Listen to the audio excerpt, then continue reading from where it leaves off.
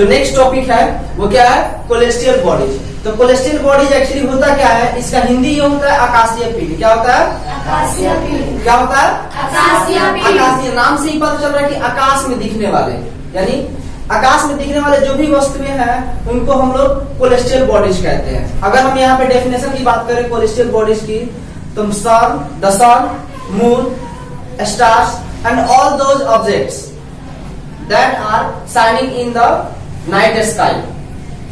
ठीक है, यानी ऐसे सूरज, चंद्रमा, तारे और जितनी भी चीजें हैं जो रात को आकाश में हमें दिखाई देते हैं चमकते हुए, उन सबको हम लोग कोलेस्ट्रियल बॉडीज कहते हैं। क्या कहते हैं, कोलेस्ट्रियल बॉडीज। आई बात समझ में, कोलेस्ट्रियल बॉडीज क्या होता है, तो यानी जितने भी सारे प्लैनेट्स हैं, स्टार्स हैं, और ये आपका धूमकेतु दिखता है, यानी ड्राफ है, कॉमेट्स है, मेट्रोइड्स है, ये सब क्या है, कोलेस्ट्रियल बॉडीज है।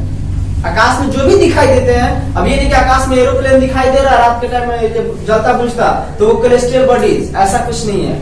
ये तो एरोप्लेन इंसानों के द्वारा बनाया गया है ना, जो मैन मेड ना होके क्या नेचुरली जो आकाश में दिखाई देते हैं चमकते हुए, वो क्या कहलाएंगे, कोलेस्ट्रियल बॉडीज। कोलेस्ट्रियल बॉडीज में से स्टार था, तो star is that celestial object which have own light and heat, they are very big and hot. Sun is a star. इसका मतलब ये हुआ कि स्टार जो होते हैं वो एक ऐसे कोलेस्ट्रियल बॉडीज होते हैं, यानी ऐसे आकाशीय पिंड होते हैं जिनका खुद का लाइट और हीट होता है, वो किसी और की वजह से चमकते नहीं। जैसे हमारी पृथ्वी है, वो सूरज की वजह से चमकता है और हीट होता है, गर्म रहता है, तो ये स्टार नहीं है। लेकिन सूरज क्या है, एक स्टार है, क्योंकि उसका खुद का लाइट होता है, खुद का हीट होता है। ऐसे रात में बहुत सारे तारे दिखाई देते हैं, वो तारे भी क्या है, यानी वो तो तारा का मतलब तो स्टार होता ही है, उनका खुद का लाइट होता है, वो खुद की वजह से चमकते हैं।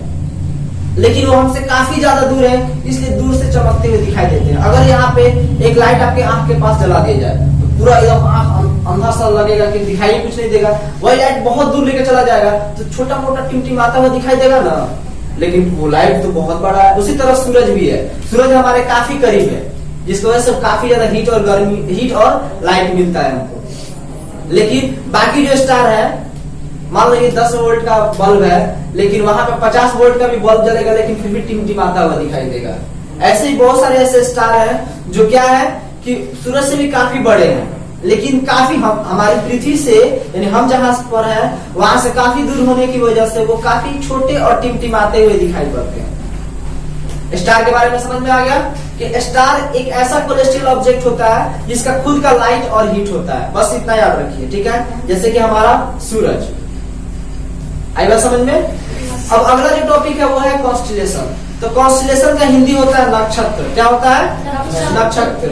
नक्षत्र होता क्या है, या the group of some star which makes a special shape, यानी कुछ तारों का समूह जो एक अलग तरह की आकृति बनाते हैं, एक विशेष तरह की आकृति बनाते हैं, उसको कॉन्स्टिलेशन कहते हैं। जैसे कि आसान तरीके से हम किसी कॉन्स्टिलेशन को देखना चाहते हैं तो क्या दिख सकता है, आप नॉर्थ साइड में आप देख सकते हैं सप्तऋषि को, देख सकते हैं सप्तऋषि को, जो 7 तारों का समूह होता है।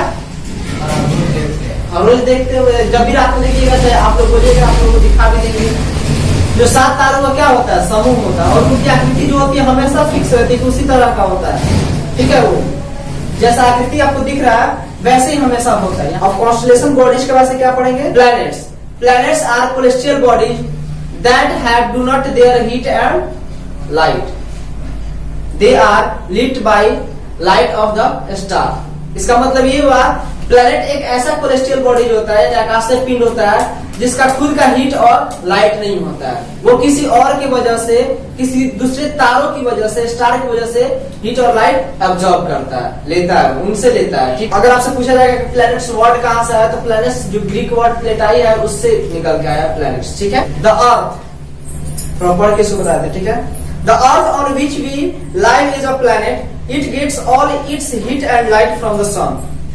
The moon that we see in the sky is a satellite। इसका मतलब ये हुआ कि अर्थ वो प्लेनेट है जिस पर हम लोग रहते हैं। इससे हीट और लाइट किसकी वजह से मिलता है, सूरज की वजह से मिलता है। और रात को जो हम एक बड़ा सा देखते हैं आकाश में, वो चांद होता है जो इसका सैटेलाइट होता है। सैटेलाइट एक्चुअली होता क्या है, वो प्लेनेट्स का चक्कर लगाता है, हमारे पृथ्वी के चारों ओर चक्कर लगाता है, जिसकी वजह से मून क्या हो गया, हमारे पृथ्वी का सैटेलाइट हो गया। The sun, 8 planets and other celestial bodies जैसे meteoroids, asteroids form the solar system, यानी सूरज, 8 प्लैनेट्स एंड देयर सैटेलाइट्स, जो प्लैनेट्स है उनके सैटेलाइट्स और भी बहुत सारे कोलेस्ट्रियल बॉडीज, ऑब्जेक्ट्स जैसे कि मेट्रोइड्स और एस्ट्रॉइड्स, ये सब मिलकर ही क्या क्या बनाते हैं सोलर। अब इन सोलर सिस्टम में हम जो मेन होता है वो सन होता है, और इनके जो बाकी जो प्लैनेट्स होते हैं 8, वो कौन कौन है? फर्स्ट नंबर पे कौन आएगा? मरकरी, सेकंड पे वेनस, थर्ड पे क्या आएगा? और फोर्थ पे मार्स, फिफ्थ पे जुपिटर, सिक्स पे सैटर्न, और 7 पे और 8 पे नेपच्यून। बिल्कुल सही। यानी फर्स्ट पे हमारा, यानी अगर सूरज यहाँ पे है तो ऐसे चारों ओर जो चक्कर आता है, जो फर्स्ट एक्सिस होता है, यानी फर्स्ट एक पाथ ऐसे बना होता है, समझ लीजिए सड़क बना हुआ है, ठीक है।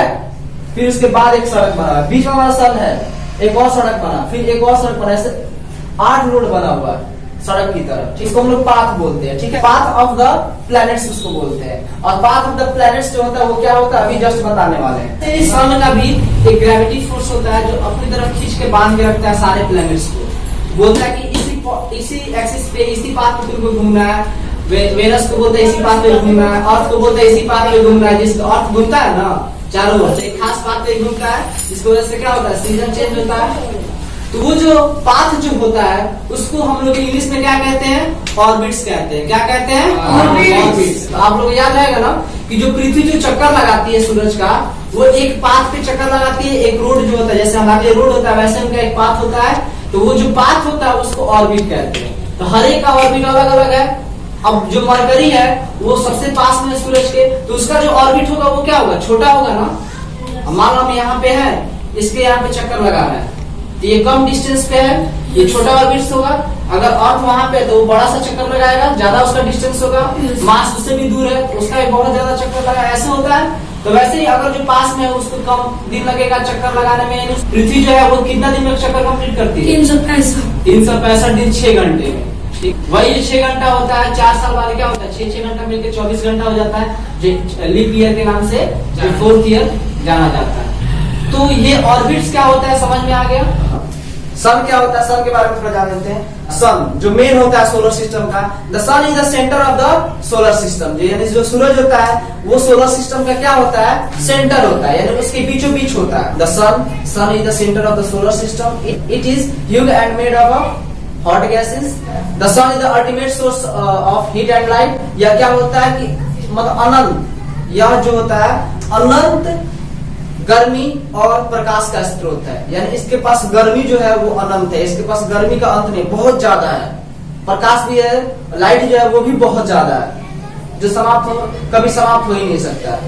And the sun is 15 million, यानी 15 मिलियन का मतलब हो गया कि 15 crore kilometre away from the earth, यानी जो सूरज है वो हमारी पृथ्वी से लगभग 15 करोड़ किलोमीटर की दूरी पे है। अब सोचो इतना दूर है तो इतना ज्यादा गर्मी होता है, और थोड़ा पास आ जाएगा तो क्या हाल होगा।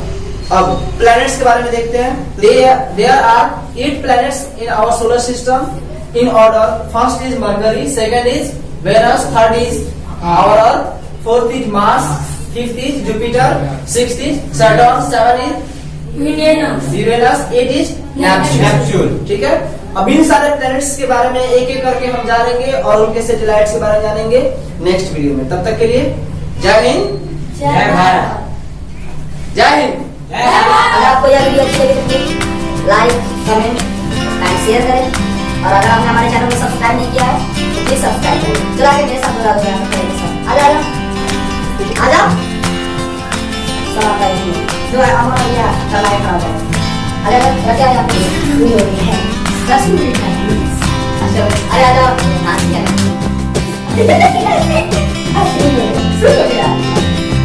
बोलो। अगर आप ये वीडियो देखते हैं प्लीज लाइक और कमेंट कीजिएगा, तो लाइक कमेंट और शेयर कीजिएगा, ठीक है। क्या कीजिएगा? लाइक, कमेंट और शेयर। ये कैसा जी? लाइक और कमेंट और शेयर और सब्सक्राइब ऐसे बोलते हैं। अगर आपको यह वीडियो अच्छी लगी तो प्लीज लाइक, कमेंट और शेयर कीजिएगा। बोलो साथ में सब्सक्राइब भी कीजिए। अच्छा आइए तो बोलो, आप बोलो।